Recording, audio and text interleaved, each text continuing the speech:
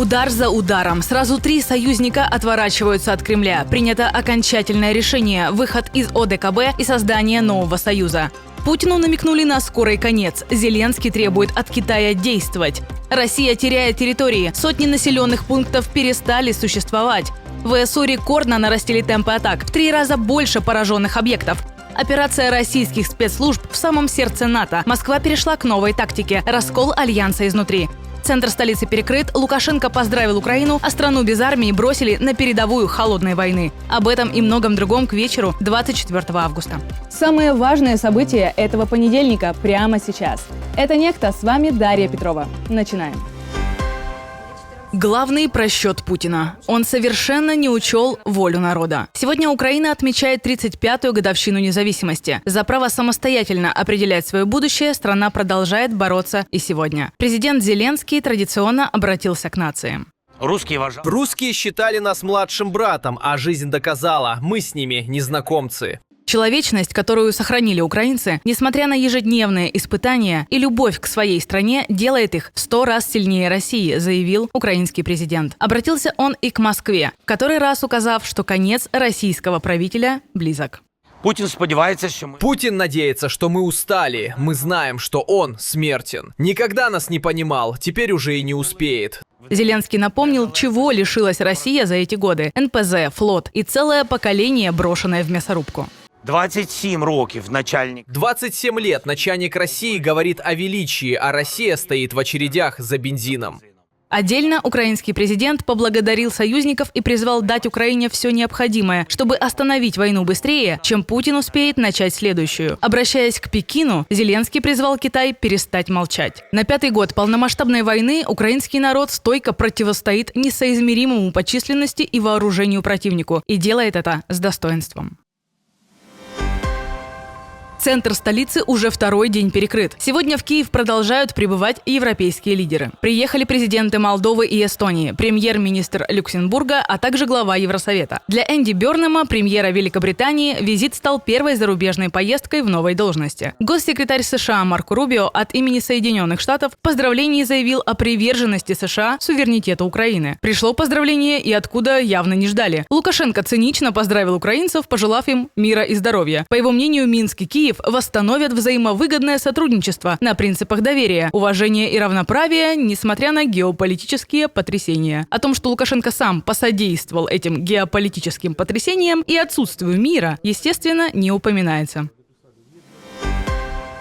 Хотя Путин и не поздравил Украину с Днем независимости, конечно, он же хочет украинцев ее лишить. Силы обороны не оставили россиян без салюта. Какие-то взрывы непонятные. И вот еще больше стал черный дым, задымление. Уже 3-й день подряд ВСУ методично задымляют склады «Озон». Украина за ночь утроила площадь пораженных объектов. Горели сразу 4 хаба – в Краснодаре, Дагестане, Адыгее и Ставропольском крае. Вот еще один залетает на наш склад.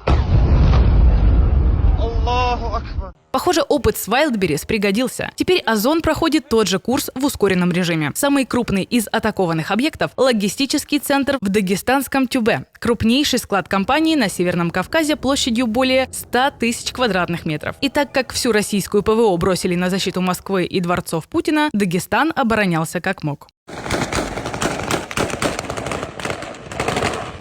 Как минимум за 20 дней до первых ударов «Озон» тихо убрал адреса и координаты своих российских складов из открытого справочника. Как видно, не особо помогло. А дальше будет только хуже.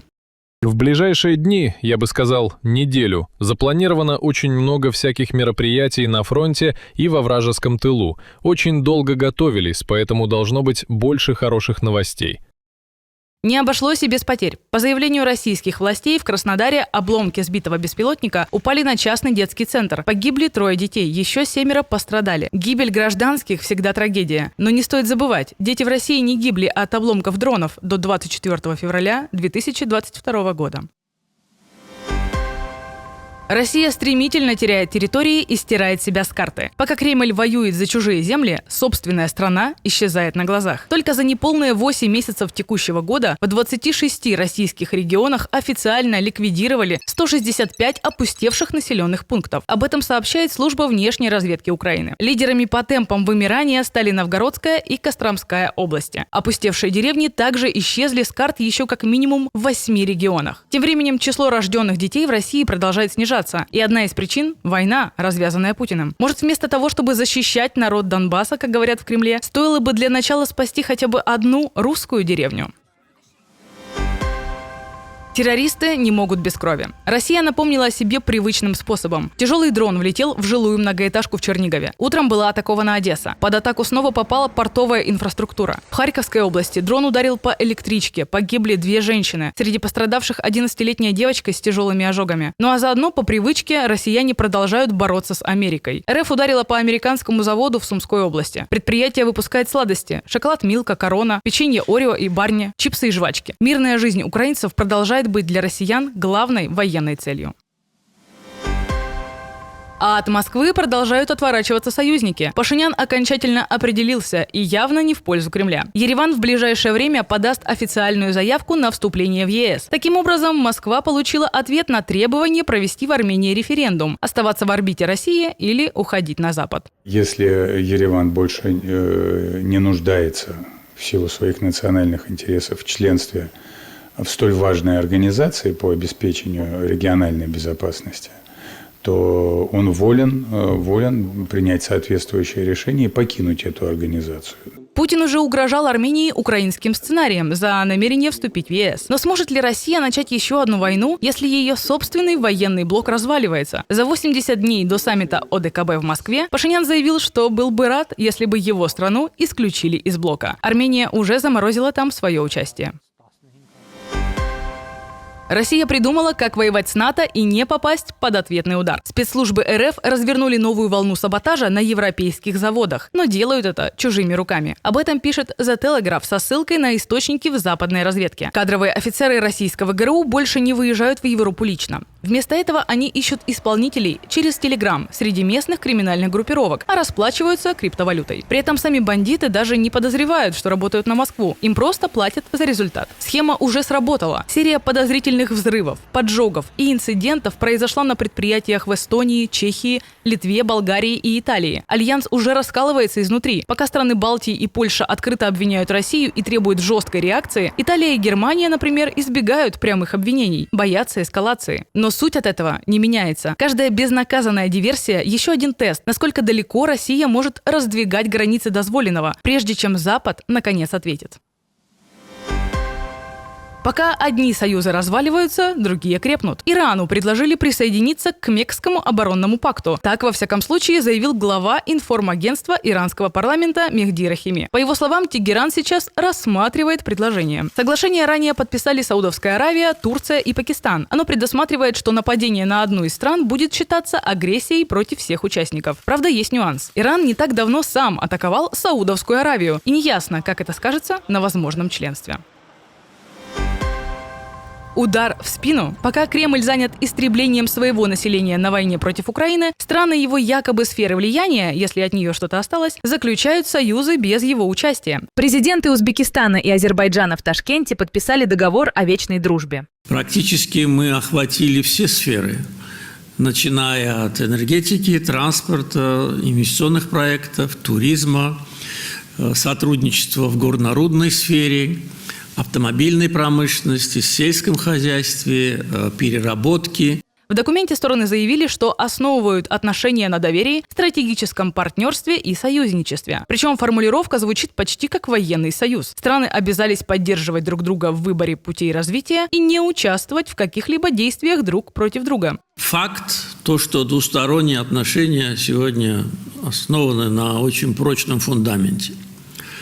И духовном, и материальном. И вот этот синтез, это встречается не так-то часто в мировой политике. Символично, что подобные договоренности между двумя постсоветскими странами заключаются напрямую, без оглядки на Москву. Такими темпами спина Кремля никогда не избавится от гематом. Ни одного солдата, ни единого танка. И все же именно эта страна теперь стоит на переднем крае противостояния с Россией. Через воды вокруг острова проходят маршруты российских подлодок, а НАТО использует территорию, чтобы наблюдать за Атлантикой. Речь об Исландии, единственной стране Альянса без вооруженных сил. Роль военных исполняют гражданские структуры. Около 280 сотрудников береговой охраны, патрульные корабли, 4 радара ПВО и полиция. Но этого, кажется, уже недостаточно. Сегодня, предположительно, российские и китайские исследовательские суда совместно патрулируют эти воды. Но всем понятно, прилетели они сюда не птиц считать. Теперь в стране все громче обсуждают то, о чем еще недавно почти не говорили – создание собственной армии. Около 2000 военных и резерв до 40 тысяч человек. А 29 августа страну ждет еще одно важное голосование – возобновлять ли переговоры о вступлении в ЕС. Вот такое сейчас время. Страна, которая десятилетиями обходилась без солдат, больше не хочет слепо полагаться даже на союзников. Немного тепла и заботы напоследок. В Японии, где летняя жара для собак и кошек может быть смертельно опасна, придумали неожиданное решение – охлаждающий костюм. Внутри 2 вентилятора на батарейках, которые прогоняют воздух через пакет со льдом в воротнике, охлаждая питомца через ключевые зоны с крупными сосудами. Этим летом во многих японских городах температура воздуха превысила 40 градусов Цельсия. Для человека такая жара очень опасна, а для собак, которые не могут потеть так, как мы, она еще опаснее. Директор компании, производителя дышащей одежды, заявил, что дизайн был разработан в тесном сотрудничестве с ветеринарами. Костюм стоит около $104 и с 2022 года разошелся почти в 10 тысячах экземпляров. Надеемся, японские питомцы оценили заботу хозяев. Владельцам домашних животных действительно нужно задуматься о решениях, которые обеспечат комфорт их собакам и кошкам, включая такие товары, как вот такие устройства с кондиционерами. Ну а на этом на сегодня все. Спасибо, что были с нами, и спасибо, что выбираете Нехта. Увидимся уже в новом утреннем выпуске.